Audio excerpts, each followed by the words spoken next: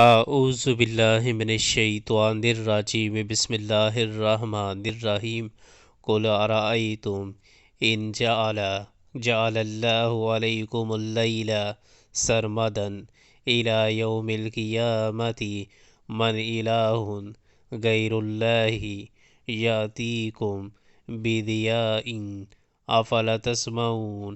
اے نبی صلی اللہ علیہ وآلہ وسلم، ان سے کہو کبھی تم لوگوں نے غور کیا کہ اگر اللہ قیامت تک تم پر ہمیشہ کے لیے رات طاری کر دے تو اللہ کے سوا وہ کون سا معبود ہے جو تمہیں روشنی لا دے؟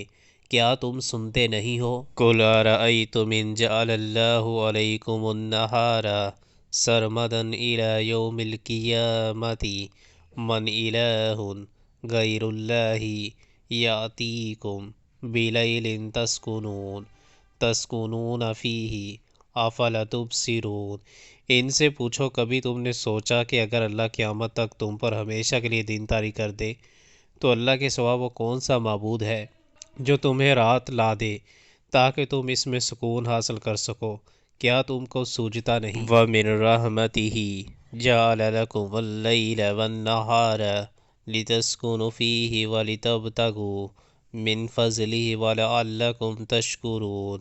یہ اسی کی رحمت ہے کہ اس نے تمہارے لیے رات اور دن بنائے تاکہ تم رات میں سکون حاصل کرو اور دن کو اپنے رب کا فضل تلاش کرو، شاید کہ تم شکر گزار بنو۔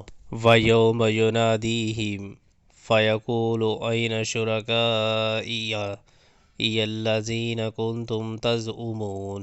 یاد رکھیں یہ لوگ وہ دن جب کہ وہ انہیں پکارے گا، پھر پوچھے گا کہاں ہیں میرے وہ شریک جن کا تم گمان رکھتے تھے۔ وَنَزَعْنَا مِن كُلِّ أُمَّةٍ شَهِيدًا فَقُلْنَا هَاتُوا بُرْهَانَكُمْ